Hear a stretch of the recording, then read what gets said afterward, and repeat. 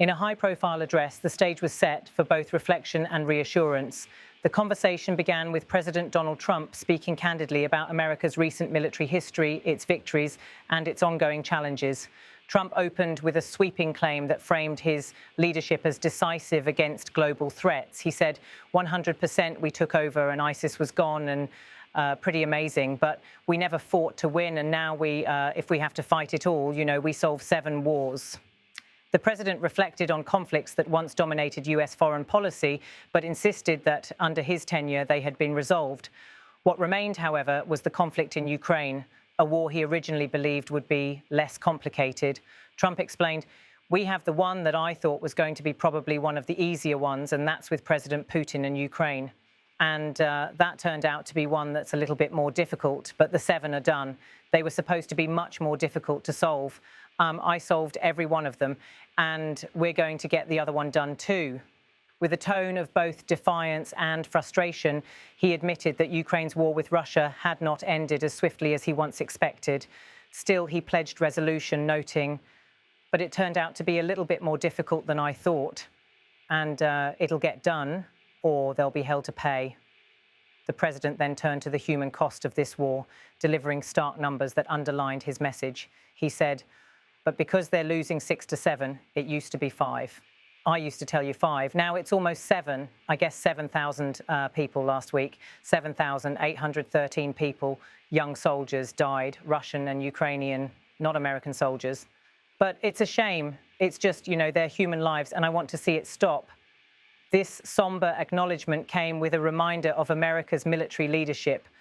Trump highlighted the role of General Dan Kane, crediting him with decisive victories. He stated, "But General Kane's done a fantastic job and again defeated ISIS, which they said would take a long time, and it didn't take a long time at all, and did other things that people said really couldn't happen." As he emphasized military achievements, the president pointed to the tools and personnel behind these results. He declared, "We have the greatest equipment in the world. We have the greatest soldiers in the world." At that point, Trump invited his top military commander to speak. Turning to him, the president said, "Dan, say a few words, please." General Dan Kane, chairman of the Joint Chiefs of Staff, responded with gratitude and recognition of America's armed forces. He began, "Yes, sir. Thank you, Mr. President. It's a true honor for me today to represent the incredible men and women of America's joint force today and every day." Kane spoke of scale and readiness, underscoring the strength of the U.S. military. He said, "The 2.8 million servicemen and women stand ready to fulfill our sacred duty to protect America at home and abroad." As the president said, America's military is the single most powerful fighting force in the world. He then outlined the mission entrusted to the armed forces under the administration's guidance.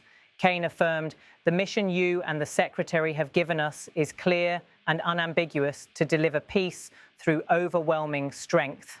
And I remind everyone that the U.S. military can reach any adversary at the time and place of our choosing. His words framed service as both responsibility and privilege. Kane concluded, "Service to this nation is an incredible gift, and we're grateful and honored every day to do so. Thank you, Mr. President." President Trump returned to close the exchange, praising the contributions of his commanders and the broader military apparatus. With his characteristic brevity, he remarked, "Well, thank you, and it's an honor to sign this, and we will do that right now." The dialogue captured here reflects a moment where Trump mixed pride in past achievements with recognition of the pressing human toll in Ukraine. He positioned himself as both a deal maker and a wartime leader, asserting success in resolving conflicts while acknowledging the persistence of one major test. His insistence that 7 wars had been solved framed his presidency as a period of resolution, though his admission about Ukraine showed unexpected complexity. The stark statistics on battlefield deaths highlighted the urgency he attached to halting bloodshed, though he reminded his audience that these were not American soldiers, a distinction clearly meant to reassure U.S. citizens. General Kane's remarks complemented the president's rhetoric, where Trump focused on outcomes and numbers. Kane emphasized duty, readiness, and the unmatched reach of U.S. military power.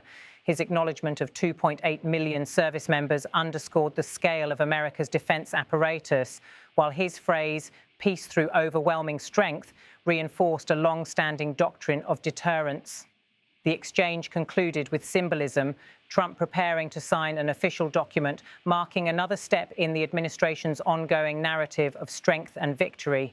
Together, the president and his top general painted a portrait of a nation that sees itself as unrivaled in military might, but still entangled in a conflict testing both diplomacy and endurance. The tone was both triumphant and sobering, blending declarations of power with recognition of human cost.